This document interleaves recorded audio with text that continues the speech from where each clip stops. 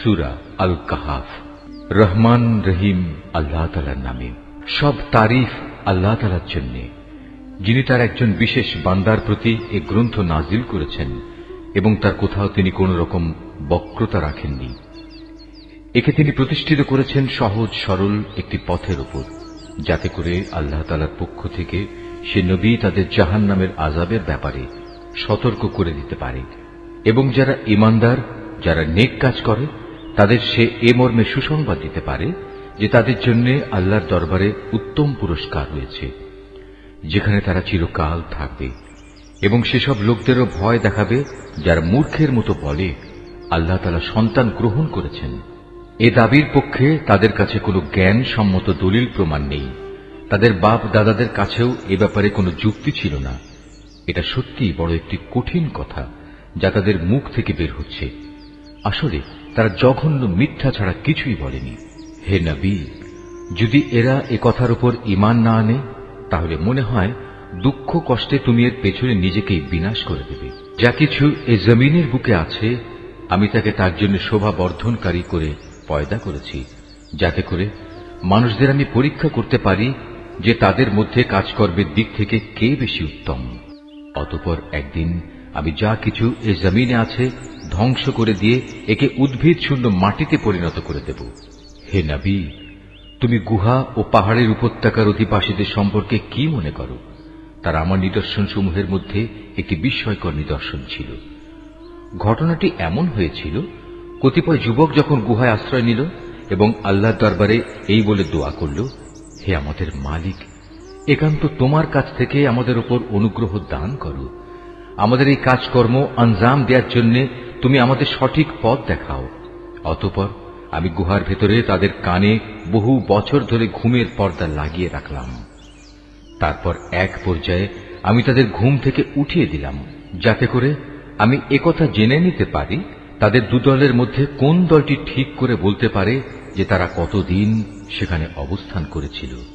হে নবী, আমি তোমার কাছে তাদের বৃত্তান্ত সঠিকভাবে বর্ণনা করছি।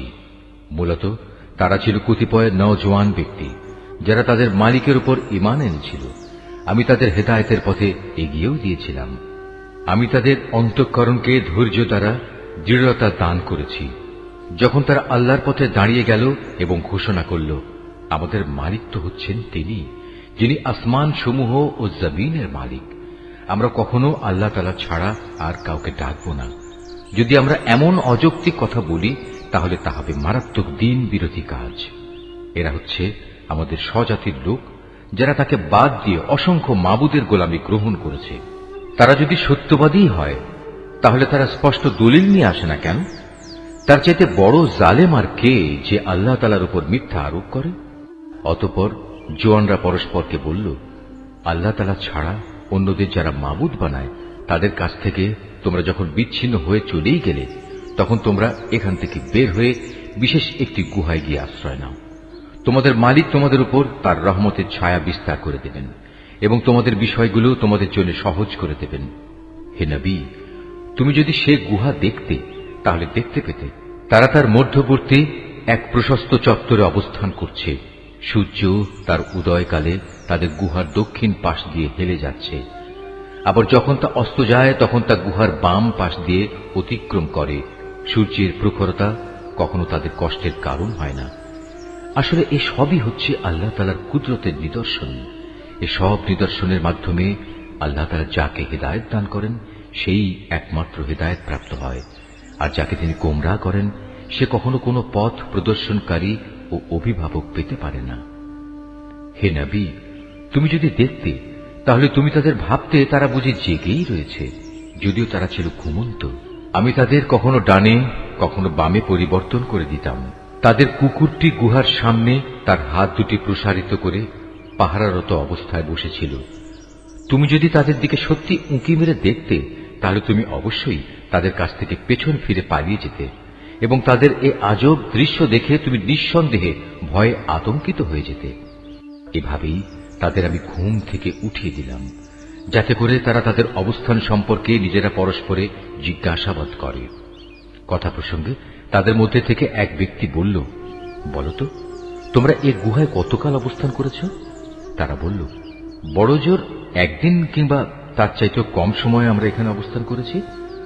অতঃপর যখন তারা একমত হতে পারল না, তখন তারা বলল, তোমাদের মালিকই একথা জানেন, তোমরা এ গুহায় কতকাল অবস্থান করেছ। এখন সে বিতর্ক রেখে বরং তোমরা তোমাদের একজনকে তোমাদের এ রৌপ্য মুদ্রা সহ শহরে পাঠাও। সে বাজারে গিয়ে দেখুক কোন খাবার উত্তম, সেখান থেকে কিছু খাবার তোমাদের কাছে নিয়ে আসুক। সে যেন বিচক্ষণতার সাথে কাজ করে এবং সে যেন কাউকেই তোমাদের ব্যাপারে কিছু জানতে না দেয়। যদি তারা তোমাদের সম্পর্কে জানতে পারে, তাহলে তারা তোমাদের প্রস্তরাঘাত করে হত্যা করবে, কিংবা তোমাদের জোর করে তারা তাদের দিনে ফিরিয়ে নেবে। আর একবার তেমনটি হলে কখনোই তোমরা মুক্তি পাবে না। আর এভাবেই আমি একদিন তাদের ব্যাপার শহরবাসীদের জানিয়ে দিলাম, যাতে করে তারা একথা জানতে পারে মৃতকে জীবন দেওয়ার ব্যাপারে আল্লাহ তাআলার ওয়াদা আসলেই সত্য, এবং কিয়ামতের আসার ব্যাপারেও কোন রকম সন্দেহ নেই। যখন তারা নিজেদের মধ্যে এ নিয়ে বিতর্ক করে যাচ্ছিল, তখন কিছু লোক বলল, তাদের সম্মানে তাদের উপর একটি স্মৃতিসৌধ নির্মাণ করে দাও। আসলে তোমাদের মালিকই তাদের সম্পর্কে সর্বাধিক খবর রাখেন। অপরদিকে যেসব মানুষ তাদের কর্তব্য কাজের উপর বেশি প্রভাবশালী ছিল, তারা বলল, স্মৃতিসৌধ বানানোর বদলে চলো আমরা তাদের উপর একটি মসজিদ বানিয়ে দিই। কিছু লোক বলে, গুহার অধিবাসীরা ছিল 3 জন, ওদের মধ্যে চতুর্থটি ছিল ওদের পাহারাদার কুকুর। আবার কিছু লোক বলে তারা ছিল 5 জন, তাদের ষষ্ঠটি ছিল ওদের কুকুর। আসলে অজানা অদেখা বিষয়সমূহের প্রতি এরা খামাখা অনুমান নিক্ষেপ করি এ সব কিছু বলছে। তাদের কেউ বলে ওরা ছিল 7 জন এবং অষ্টমটি ছিল তাদের কুকুর। হে নবী, তুমি এদের বলো, হ্যাঁ, আমার মালিক ভালো করেই জানেন ওদের আসল সংখ্যা কত ছিল। তাদের সংখ্যা খুব কম সংখ্যক লোকই বলতে পারে। তুমিও এদের ব্যাপারে সাধারণ আলোচনার বাইরে বেশি বিতর্ক করো না এবং তাদের সম্পর্কে খামাখা অন্য মানুষদের কাছেও জিজ্ঞাসাবাদ করো না। হে নবী, কখনো কোনো কাজের ব্যাপারে একথা বলো না, এ কাজ আমি আগামীকাল করব। হ্যাঁ, বরং এভাবে বলো, আল্লাহ তাআলা যদি চান তাহলেই আমি আগামীকাল এ কাজটা করব। যদি কখনো কোনো কিছু ভুলে যাও, তাহলে তোমার মালিককে স্মরণ করো এবং বলো, সম্ভবত আমার মালিক এ কাহিনীর চাইতে নিকটতর কোনো কল্যাণ দিয়ে আমাকে পথ দেখাবেন। তারা তাদের এ গুহায় কাটিয়েছে মোট 300 বছর। কেউ অবশ্য এর সাথে আরো 9 বছর যোগ করেছে। হে নবী, তুমি বলো, বস্তুত একমাত্র আল্লাহ তাআলাই সঠিক করে বলতে পারেন ওরা গুহায় কত বছর কাটিয়েছে। আসমান সমূহ ও জমিনের যাবতীয় অজানা অদেখা বিষয়ের জ্ঞান তো একমাত্র তার জন্য নির্দিষ্ট রয়েছে। কত সুন্দর দ্রষ্টা তিনি, কত সুন্দর শ্রোতা তিনি। তিনি ছাড়া তাদের দ্বিতীয় কোনই অভিভাবক নেই। আল্লাহ তাআলা নিজের কর্তৃত্ব ও ক্ষমতায় অন্য কাউকে কখনো শরীক করেন না। হে নবী, তোমার উপর তোমার মালিকের যে কিতাব নাজিল করা হয়েছে তা তুমি তেলাওয়াত করতে থাকো। তার কিতাবে বর্ণিত কথাবার্তা রদবদল করার কেউই নেই। তিনি ছাড়া তুমি আর কোনই আশ্রয়স্থল পাবে না। হে নবী, তুমি নিজেকে সদা সেসব মানুষদের সাথে রেখে চলবে যারা সকাল সন্ধ্যায় তাদের মালিককে ডাকে, তারা একমাত্র তাঁরই সন্তুষ্টি কামনা করে, এবং কখনো তাদের কাছ থেকে তোমার স্নেহের দৃষ্টি ফিরিয়ে নিও না। কখনো এমন কোন ব্যক্তির কথা মতো চলো না যার অন্তঃকরণকে আমি আমার স্মরণ থেকে গাফেল করে দিয়েছি। আর যে ব্যক্তি নিজের প্রবৃত্তির গোলামি করতে শুরু করেছে এবং যার কার্যকলাপ আল্লাহ তাআলার সীমানা লঙ্ঘন করেছে। হে নবী, তুমি বলো, এ সত্য দিন তোমাদের মালিকের পক্ষ থেকে এসেছে। সুতরাং যার ইচ্ছা সে এর উপর ঈমান আনুক, আর যার ইচ্ছা সে তা অস্বীকার করুক। আমি তো এই অস্বীকারী জালেমদের জন্য এমন এক আগুন প্রস্তুত করে রেখেছি যার বেষ্টনী তাদের পুরোপুরি পরিবেষ্টন করে রাখবে। যখন তারা পানির জন্য ফরিয়াদ করতে থাকবে, তখন এমন এক গলিত ধাতুর মতো পানীয় দ্বারা তাদের ফরিয়াদের জবাব দেয়া হবে যা তাদের সমগ্র মুখমণ্ডল জ্বালিয়ে পুড়িয়ে দেবে। কি ভীষণ হবে সে পানীয়, আর কি নিকৃষ্ট হবে তাদের আশ্রয়ের স্থানটি। আর যারাই আল্লাহ তাআলার উপর ঈমান এনেছে এবং ভালো কাজ করেছে, তাদের কোনো আশঙ্কা নেই। আমি কখনো তাদের বিনিময় বিনষ্ট করি না যারা নেক কাজ করে। এদের জন্য রয়েছে এমন এক স্থায়ী জান্নাত যার পাদদেশ দিয়ে ঝর্ণাধারা প্রবাহিত হবে। তাদের সেখানে সোনার কাঁকুন দ্বারা অলঙ্কৃত করা হবে। তারা পরিধান করবে সূক্ষ্ম ও পুরু রেশমের পোশাক। উপরন্তু তারা সমাসীন হবে এক সুসজ্জিত আসনে। কত সুন্দর তাদের বিনিময়, কত চমৎকার তাদের আশ্রয়ের এই স্থানটি। হে নবী, তাদের শিক্ষার জন্য তুমি দুজন লোকের উদাহরণ পেশ করো, যাদের একজনকে আমি 2 আঙুরের বাগান দান করেছিলাম এবং এ 2 কতিপয় খেজুর গাছ দ্বারা পরিবেষ্টিত করে রেখেছিলাম। আবার এ 2-এর মধ্যবর্তী স্থানকে পরিণত করেছিলাম একটি সুফলা শস্য ক্ষেত্র রূপে।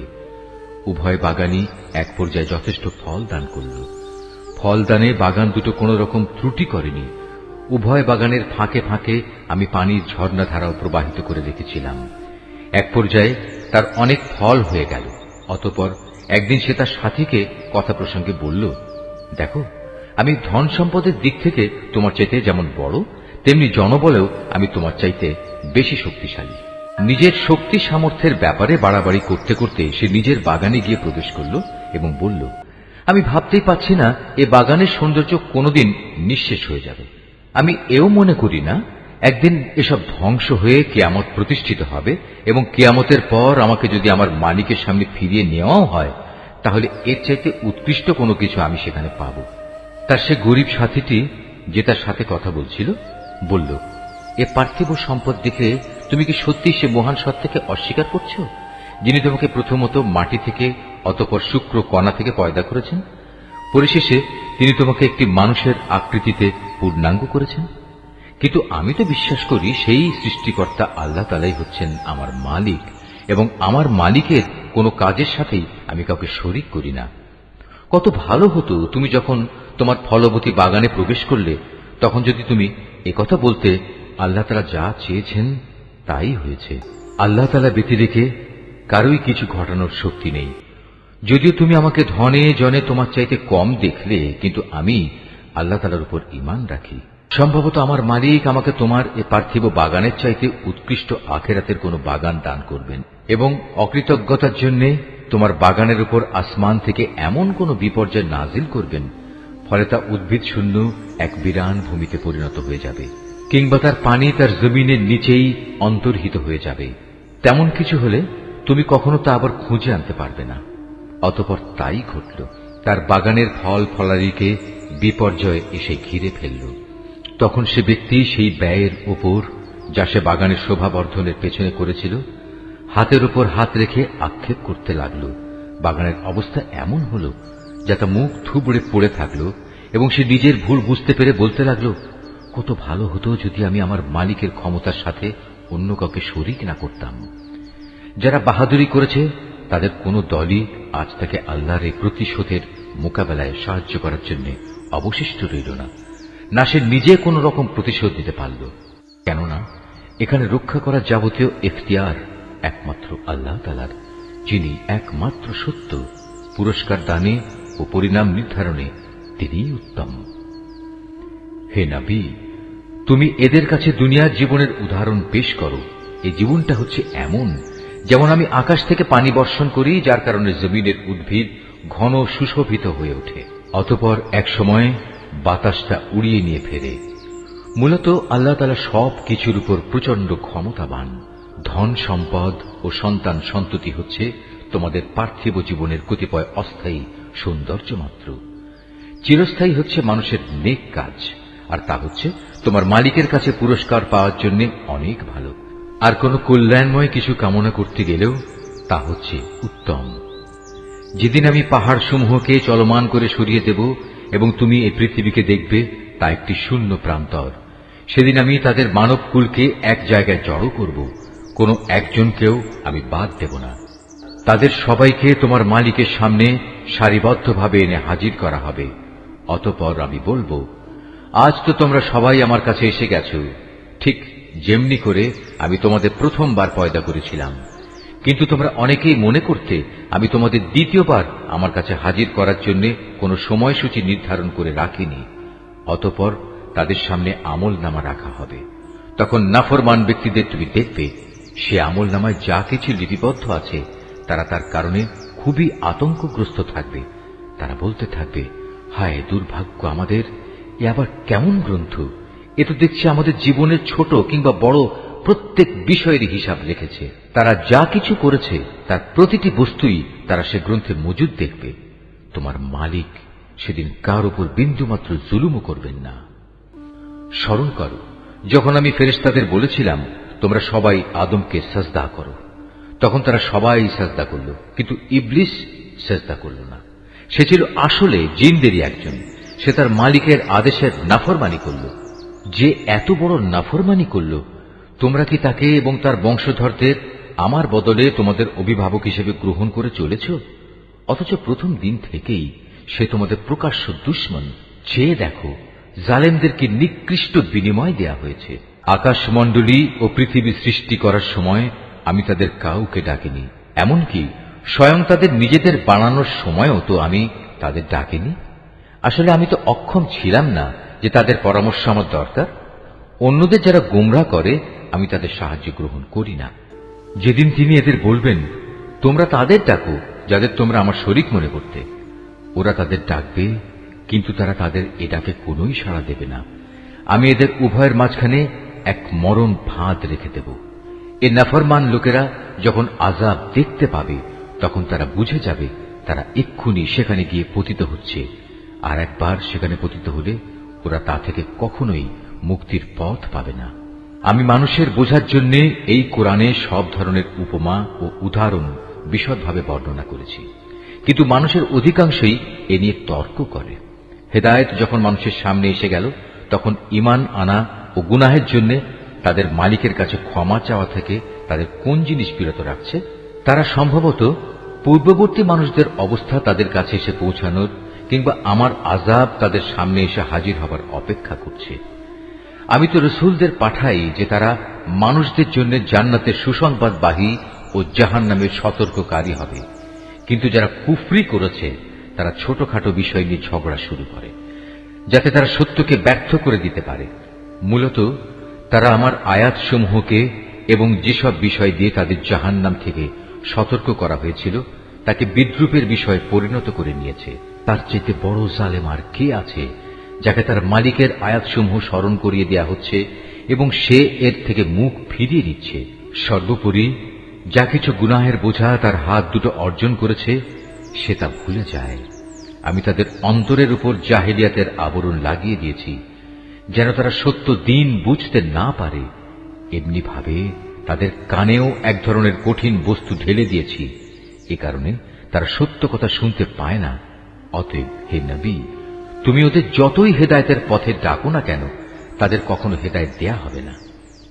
হে নবী, তোমার মালিক বড়ই ক্ষমাশীল ও দয়াবান। তিনি যদি তাদের সবাইকে তাদের কৃতকর্মের জন্য শাস্তি দিতে চাইতেন তাহলে তিনি সহজেই তা ত্বরান্বিত করতে পারতেন। বরং এর পরিবর্তে তাদের জন্য শাস্তির একটি প্রতিশ্রুত ক্ষণ রাখা আছে, যা থেকে ওদের কারোই পরিত্রাণ নেই। এই জনপদ ও তাদের অধিবাসীরা যখন আল্লাহ তাআলা সীমা লঙ্ঘন করেছিল তখন আমি তাদের নির্মূল করে দিয়েছি। তাদের ধ্বংসের জন্যও একটি দিনক্ষণ নির্দিষ্ট ছিল। হে নবী, তুমি এদের মূসার ঘটনা শোনাও। যখন মূসা তার খাদেমকে বলল, যতক্ষণ পর্যন্ত আমি দুটো সাগরের মিলনস্থলে না পৌঁছব ততক্ষণ পর্যন্ত আমি আমার পরিকল্পনা থেকে ফিরে আসব না। যদি আমাকে এজন্য দীর্ঘ সময় পর্যন্ত চলতে হয় তবু আমি চলতে থাকব। যখন তারা উভয়ে সেই প্রত্যাশিত দুটো সাগরের সঙ্গম স্থলে এসে পৌঁছল তখন তারা উভয়ই তাদের খাবারের জন্য রাখা মাছটির কথা ভুলে গেল। সে মাছটি ছুটে গিয়ে সুড়ঙ্গের মতো একটি পথ করে সহজেই সাগরে চলে গেল। যখন তারা আরো কিছু দূর এগিয়ে গেল তখন সে তার খাদেমকে বলল, এবার আমাদের নাশতা নিয়ে এসো, আমরা আজকের সফরে সত্যি ভারী ক্লান্ত হয়ে পড়েছি। সে বলল, তুমি কি দেখোনি আমরা যখন শিলাখণ্ডের পাশে বিশ্রাম করছিলাম তখন আমি মাছের কথা ভুলেই গিয়েছিলাম। আসলে শয়তানি আমাকে ভুলিয়ে দিয়েছে যে আমি তার কথাটা স্মরণ রাখব।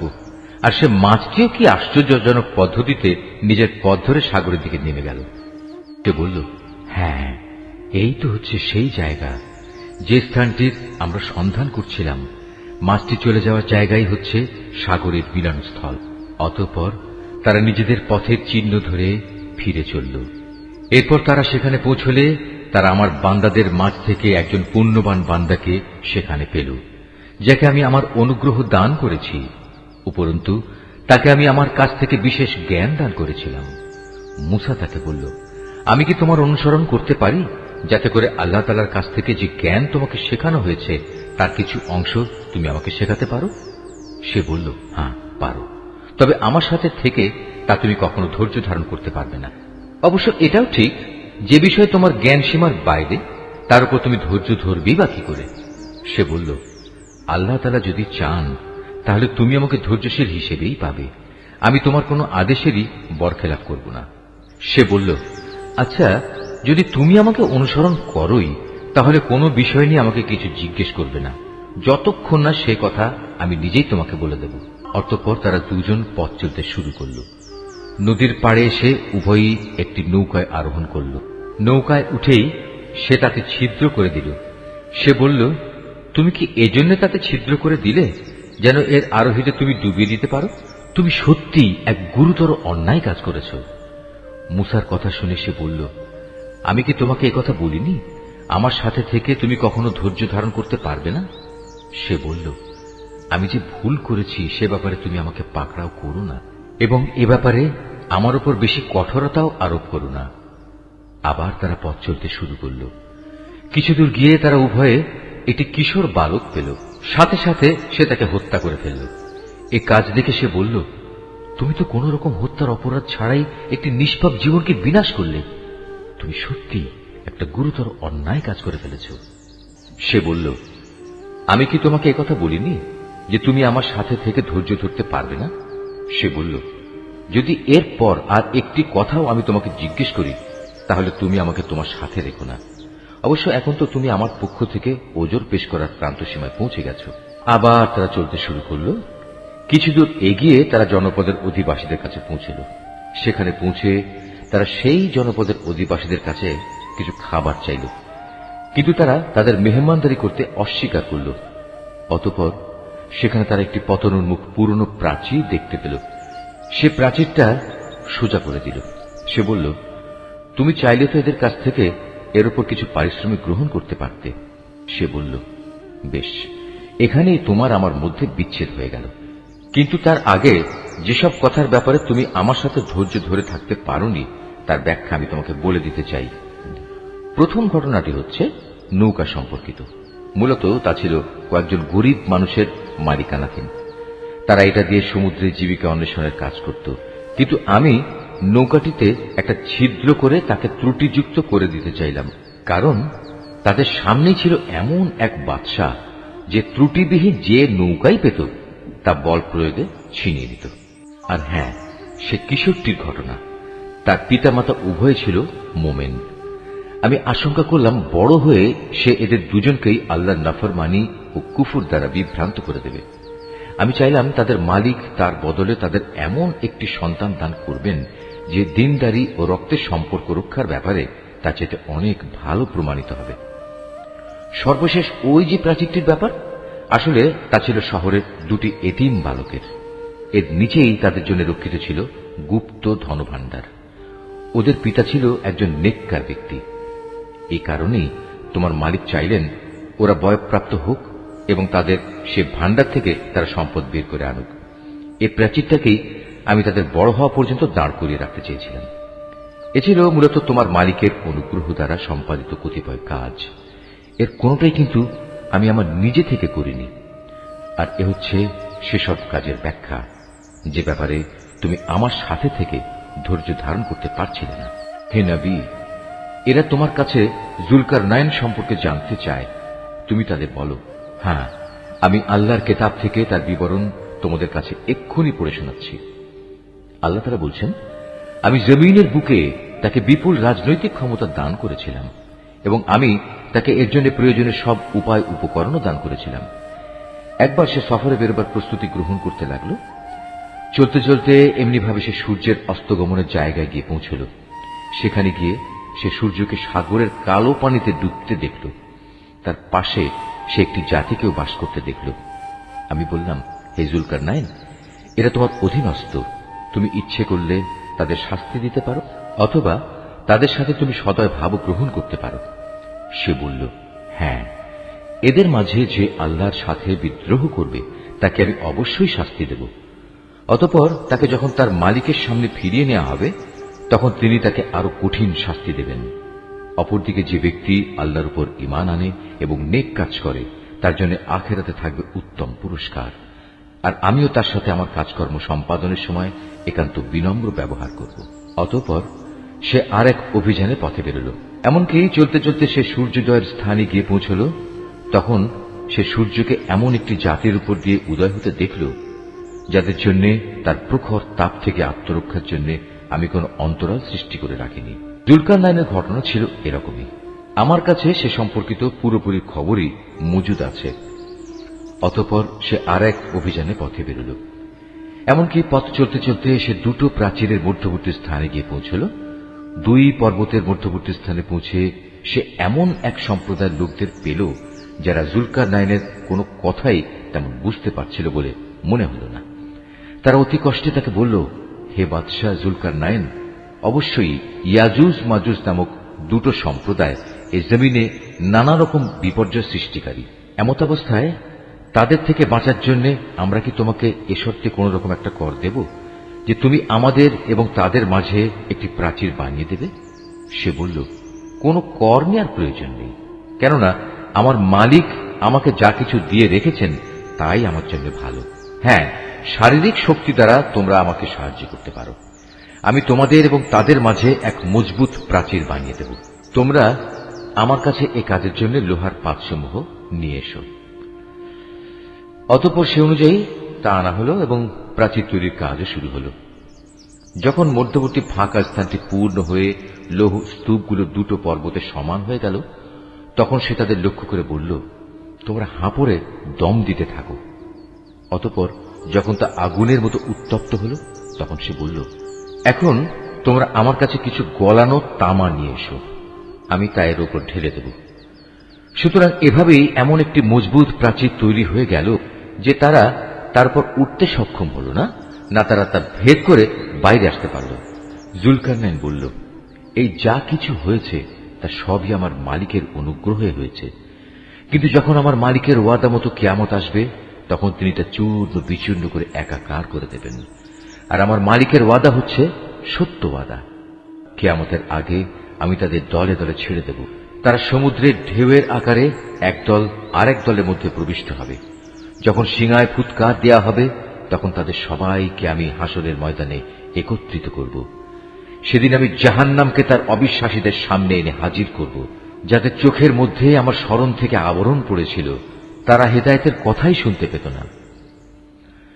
কাফেররা কি একথা মনে করে নিয়েছে যে তারা আমার বদলে আমারই কতিপয় গোলামকে অভিভাবক বানিয়ে নেবে, আর আমি এ ব্যাপারে তাদের কোনো জিজ্ঞাসাবাদই করব না? আমি তো জাহান্নামকে কাফেরদের মেহমানদারির জন্য সাজিয়ে রেখেছি।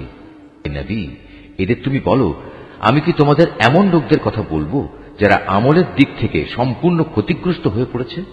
এরা হচ্ছে সেসব লোক যাদের সমুদয় প্রচেষ্টা এই দুনিয়ায় বিনষ্ট হয়ে গেছে, অথচ তারা মনে মনে ভাবছে তারা বুঝি ভালো কাজই করে যাচ্ছে।